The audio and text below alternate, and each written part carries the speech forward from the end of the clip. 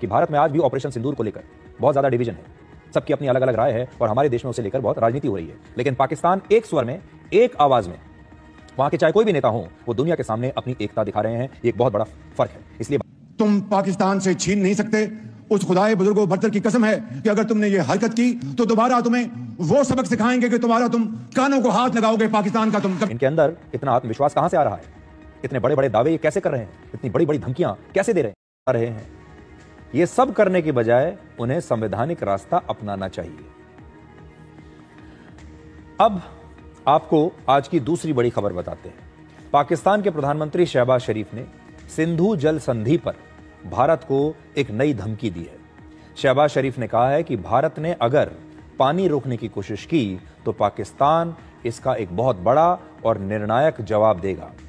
America के राष्ट्रपति Donald Trump का जब से पाकिस्तान को साथ मिला है, जब से अमेरिका पाकिस्तान के साथ जब से इन दोनों की दोस्ती हुई है, उस दिन के बाद से अगर आप देखें तो पाकिस्तान की भाषा ही बदल चुकी है। पाकिस्तान की भाषा भारत के खिलाफ कहीं ज्यादा आक्रामक हो रही है।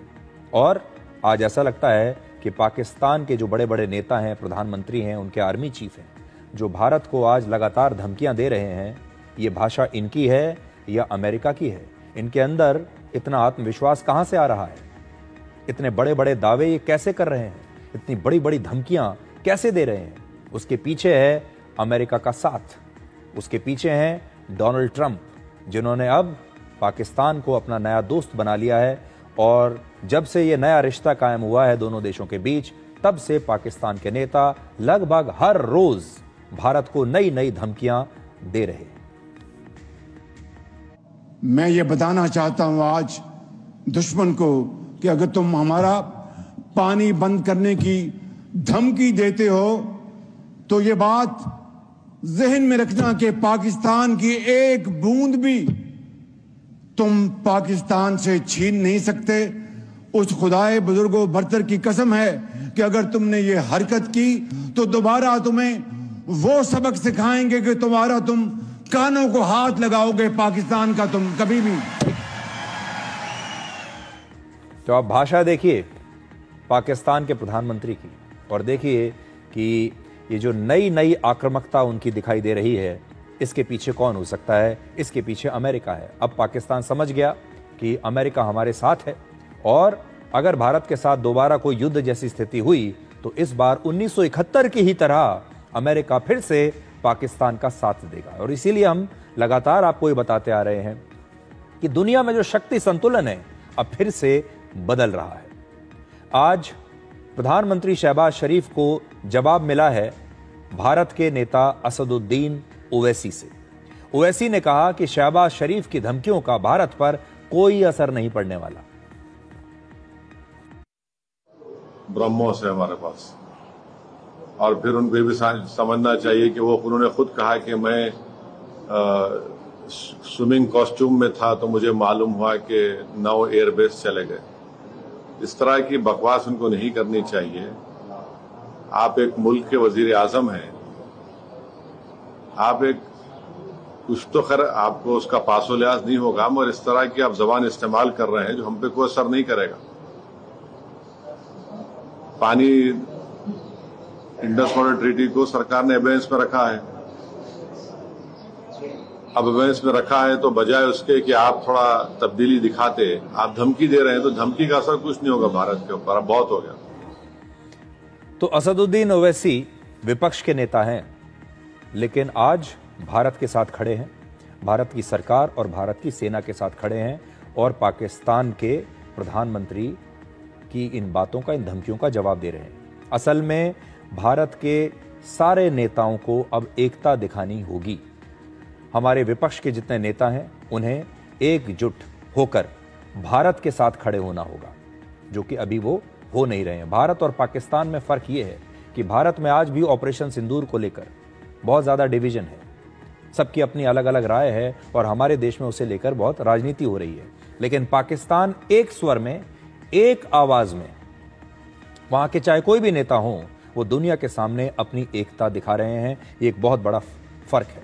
इसलिए भारत में हर धर्म और हर वर्ग के लोगों को अब एक साथ आना होगा, और ये जो भारत की कहानी है इसे दुनिया के सामने पेश करना होगा। पाकिस्तान के पूर्व विदेश मंत्री बिलावल भुट्टो जरदारी आजकल इस बात पर बड़े खुश हो रहे हैं कि अमेरिका ने भारत पर 50% का टैरिफ लगा दिया है। उन्हें लगता है कि अब डोनाल्ड ट्रंप भारत से नाराज हैं और पाकिस्तान के नेताओं को लग रहा है कि अमेरिका अब भारत के साथ नहीं बल्कि पाकिस्तान के साथ आकर खड़ा हो गया है और इसीलिए हर रैली में, अपने हर भाषण में अब वो इस बात को, इस मुद्दे को उठा रहे हैं कि देखिए डोनाल्ड ट्रंप ने भारत का साथ कैसे छोड़ दिया। हम ट्रंप हुकूमत का शुक्रगुजार हैं कि इन्होंने अपनी तारीख में सबसे ज्यादा टैरिफ्स और सैंक्शंस भारत के खिलाफ लगाए हैं। अपना ट्रेड वॉर के कॉन्टेक्स्ट में यूरोपियन यूनियन भी कह रहे हैं कि वो भारत को सैंक्शंस भारत पे लगाएंगे और उनकी अवाम के मुआशी अंदाज पे उनके मुश्किलात का सामना कर रहे हैं। लेकिन ये इस बुज़दिलाना हमला से, इस बुज़दिलाना मौक़िफ़ से भारत पीछे नहीं हट रहा, जिसकी वजह से मैं हैदराबाद के अवाम का साथ मांगता हूँ। पूरा मुल्क को इस मौक़िफ़ पे एक होना चाहिए। वैसे जैसे आपने कहा है कि सिंध के अवाम हमेशा सफ़े अव्वल का किरदार अदा करते हैं जब हमारा सिंधु का सवाल आता है, दरिया का सवाल आता है और पानी का सवाल आता है, और वैसे ही हमें सब एक होके मोदी का इस हमले के खिलाफ बोलना चाहिए, एक होके एहतजाज करना चाहिए। मैं जानता हूं कि ये एक ऐसा मौक़िफ़ है, ये एक ऐसा पोजीशन है जो अमली तौर पे भारत को पीछे हटना पड़ेगा और मैं उम्मीद रखता हूं कि पूरा पाकिस्तान मुत्तहिद होके इनका मुकाबला देंगे। असल में पाकिस्तान के लिए भारत का मतलब है प्रधानमंत्री मोदी, और उनका हर नेता पाकिस्तान के आवाम से कहता है कि आप लोग एक होकर पूरी एकता के साथ प्रधानमंत्री मोदी के खिलाफ इस जंग में शामिल होइए। और पाकिस्तान के लोग एक होकर लगातार अपनी जीत का जश्न मना भी रहे हैं। ये भारत के लोगों के लिए एक चुनौती है, एक संदेश है। ये भारत के नेताओं के लिए भी एक संदेश है कि देखिए पाकिस्तान के सारे नेता, चाहे पक्ष के हों विपक्ष के हों, आज सब पाकिस्तान की एक ही कहानी कह रहे हैं। लेकिन हमारे देश में कितना बंटवारा है। पाकिस्तान के रक्षा मंत्री ख्वाजा आसिफ ने भी ये कहा है कि अगर अब भारत के साथ युद्ध हुआ तो पाकिस्तान भारत को पूरी तरह से कुचल देगा। जरा कॉन्फिडेंस देखिए इन लोगों का। पाकिस्तान की तरफ से युद्ध की धमकी वाले इन बयानों के साथ ही एक और नया बदलाव आया है, और वो ये कि कश्मीर में अब आतंकवादियों की घुसपैठ और एनकाउंटर्स की घटनाएं अचानक से बढ़ गई हैं। पिछले 13 दिनों में भारतीय सेना और आतंकवादियों के बीच 3 मुठभेड़ हो चुकी हैं, जिनमें से एक कश्मीर के उरी सेक्टर में आज भी हुई है। और इसी बीच इस्लामाबाद में पाकिस्तान और अमेरिका के बीच 12 अगस्त को आतंकवाद से लड़ने पर एक बातचीत हुई, एक मीटिंग हुई है। देखिए इससे बड़ा मजाक क्या होगा कि अमेरिका आतंकवाद से लड़ने के लिए पाकिस्तान के साथ मीटिंग कर रहा है। कितना बड़ा मजाक है। और इस मीटिंग में बलूचिस्तान की आज़ादी के लिए लड़ने वाले वहां के जो क्रांतिकारी हैं और वहां की जो संस्था है बलूचिस्तान लिबरेशन आर्मी, इसे भी एक बहुत बड़ा खतरा बताया गया है। पाकिस्तान को जब भी अमेरिका का साथ मिलता है तब वो उस मदद का इस्तेमाल खुद की सैन्य ताकत को बढ़ाने के लिए करता है और फिर जम्मू और कश्मीर में आतंकवाद फैलाने के लिए करता है।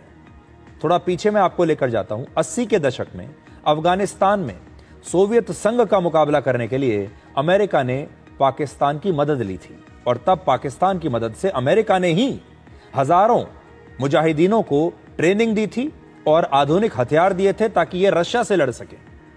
इस युद्ध के खत्म होने के बाद पाकिस्तान ने अमेरिका की मदद का इस्तेमाल, पाकिस्तान के पैसे का अमेरिका से जो पैसा मिल रहा था उसका इस्तेमाल, अमेरिका से जो हथियार मिले थे उसका पूरा इस्तेमाल उन्होंने अफगानिस्तान से मोड़कर भारत की तरफ कर दिया। और जम्मू कश्मीर में आतंकवाद बढ़ाने के लिए अमेरिका के पैसे से और उनके हथियारों से उन्होंने आतंकवादी भेजे। याद कीजिए 1989 में जम्मू और कश्मीर में एक भी आतंकवादी का एनकाउंटर नहीं हुआ था, क्योंकि तब शायद आतंकवादी थे ही नहीं। तब तक पाकिस्तान अफगानिस्तान में ही मुजाहिदीन भेज रहा था, अपने आतंकवादी अफगानिस्तान में भेज रहा था।